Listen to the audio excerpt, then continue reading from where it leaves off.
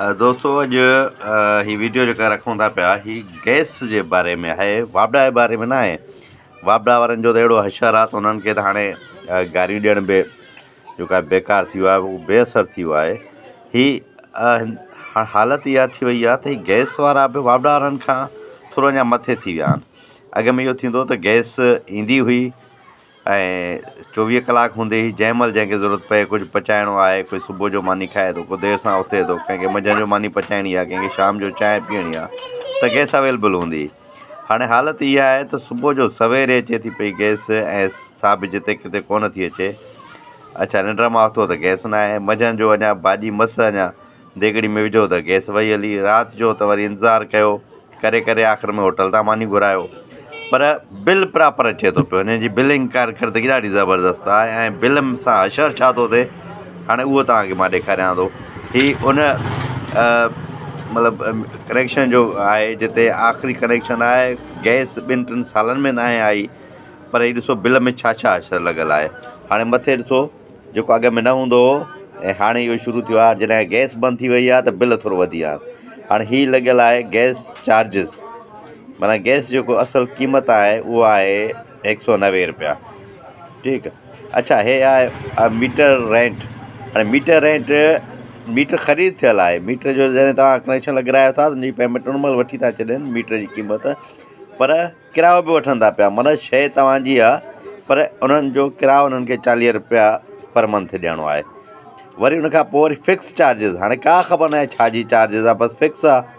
मतिलबु तव्हां कनेक्शन वरितो, माना पाकिस्तान में पाप कयो, हीउ भतो आहे सौ सिधो, हीउ भतो 600 रुपया तव्हांखे ॾियणो आहे ऐं इहो भतो हिते ख़तमु नथो थिए। वरी अॻिते हलो स्टैंडर्ड, अरे भाई छा जी स्टैंडर्ड आहे का ख़बर न आहे, बसि ईअं 149 रुपया उहो आहे।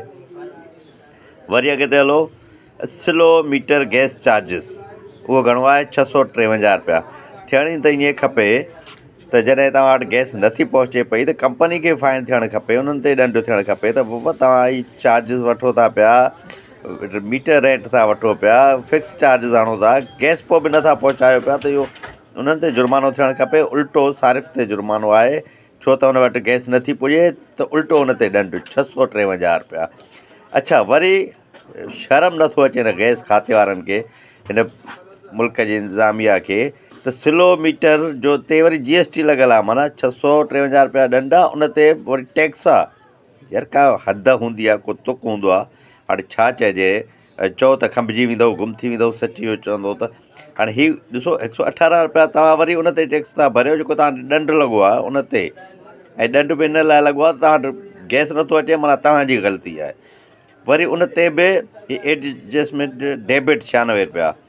अरे बाबा हीअ छा जो आहे, वरी हराम पाई कहिड़ी आहे, न को शर्म न हया, बसि हीअ भतागिरी आहे। छो त बिल कॾहिं कंहिं बि मुल्क में न हूंदा आहिनि, गैस जा बि अॻे न हूंदा।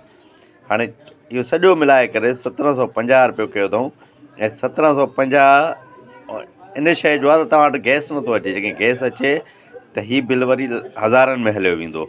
हाणे हीअ को दुनिया जहान जो को क़ानून आहे, हिननि खे इहो चए थो बाबा हिन वटि गैस नथो पहुचे त हुनखे तव्हां गैस पहुचाए ॾियो, स्लो जो चार्जिस छो था आणो, पर न हया न शर्म टैको सिस्टम, बसि ही भतागिरी आहे। सो हाणे अॻे बिजली जे बिल में इहे भतागिरियूं हूंदियूं, दुनिया जहान जा टैक्स लॻल हूंदा, हाणे बि आहिनि, ऐं हाणे साॻियो सिस्टम वरी हिन में शुरू थी वियो आहे। मतिलबु पाकिस्तान में रहणो आहे त भता भरणा आहिनि।